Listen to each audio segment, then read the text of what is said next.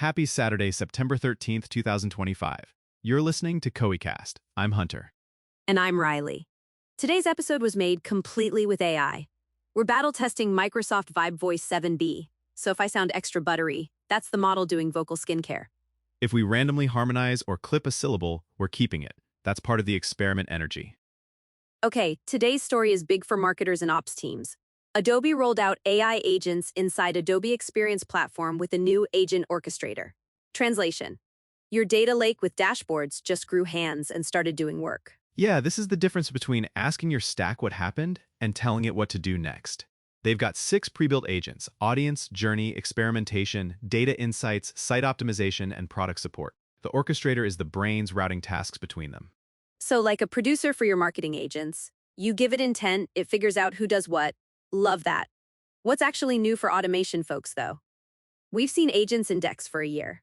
2 things. 1, it's opinionated and inside AEP, which a lot of enterprises already use for identity and audiences. Less custom wiring to get value.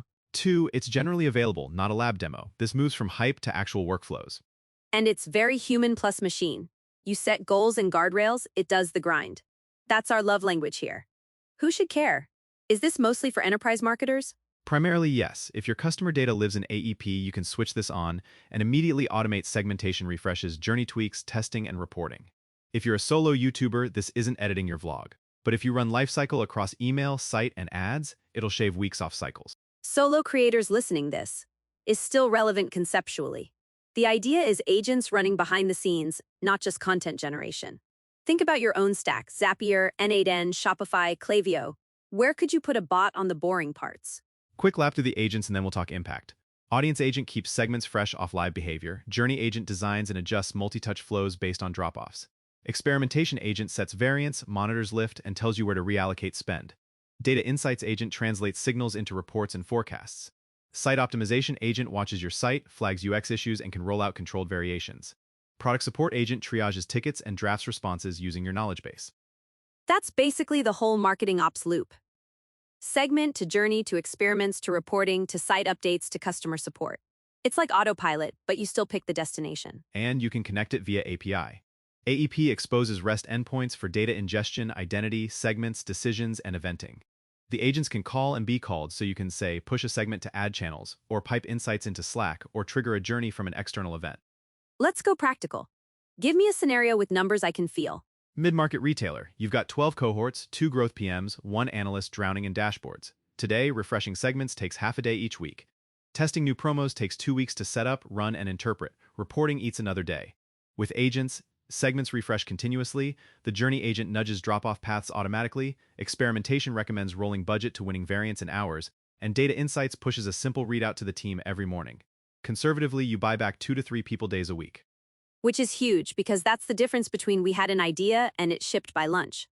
And creative gets more cycles to actually make better stuff. On the content side, these aren't making your hero video, but they're deciding which thumbnail to run for which segment and when to swap. Exactly. Picture a video campaign. Experimentation tests intros and thumbnails, Journey uses signals to choose a 15-second cutdown versus the long version, and Data Insights labels which copy beat works for each cohort. You're not hand-trafficking assets anymore, the system is rotating them under guardrails. Okay, competitive landscape. Who's sweating?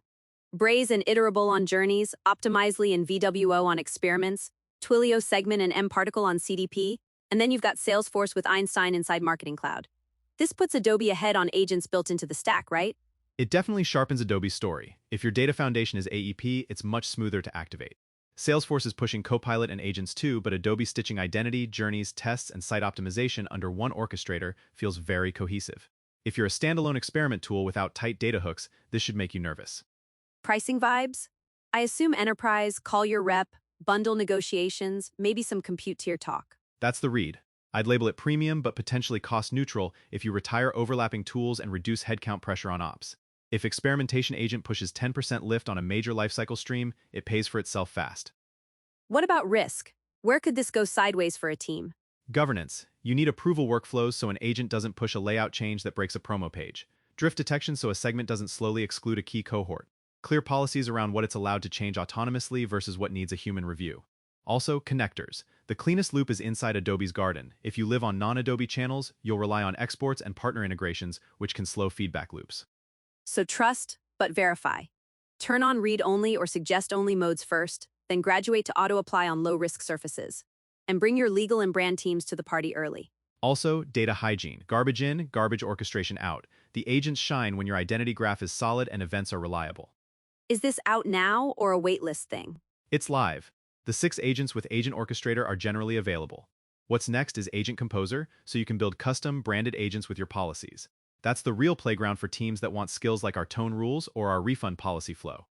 That's when your brand gets its own crew of mini specialists. Meme caption time. When your dashboard starts filing Jira tickets or marketer hits snooze, Agent Orchestrator ships the winner. On the COE side, I'd wire the Data Insights agent into Slack for morning stand-ups, have Experimentation auto-tag winning variants in our asset manager, and let Site Optimization run controlled rollouts during off-peak with automatic rollback if KPIs dip. Then I'd connect it to an N8N flow that opens tasks only when confidence passes a threshold. Of course you would. N8N forever.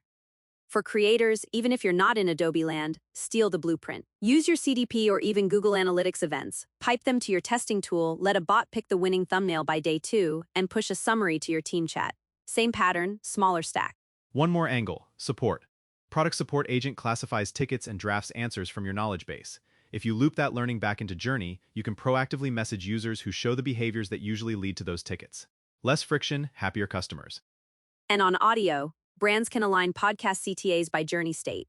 New listeners get the explainer CTA, loyal listeners get the referral CTA.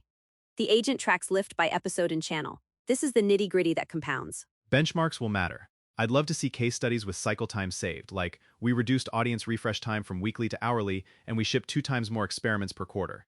If you're running this, share your before-after. Last thing, who shouldn't adopt right now? If your data isn't centralized or clean, or if you're allergic to process, agents amplify whatever operating model you have. Get your identity stitching, event taxonomy, and approvals in order first, then flip the switch. Bottom line from me. This is the first time agentic marketing feels plug-and-play for big teams. It's not artsy AI, it's Ops AI. And Ops AI is what frees creative to actually be creative. Same take. If you're an AEP, turn it on and start measuring cycle time saved and incremental lift. If you're outside, watch Agent Composer and connectors. When that lands, this becomes an orchestration layer for the whole funnel, not just Adobe surfaces. All right, that's the show. If you want more AI news and playbooks for creators and marketers, hit koei.com that livile. And don't forget to subscribe. Catch you next time.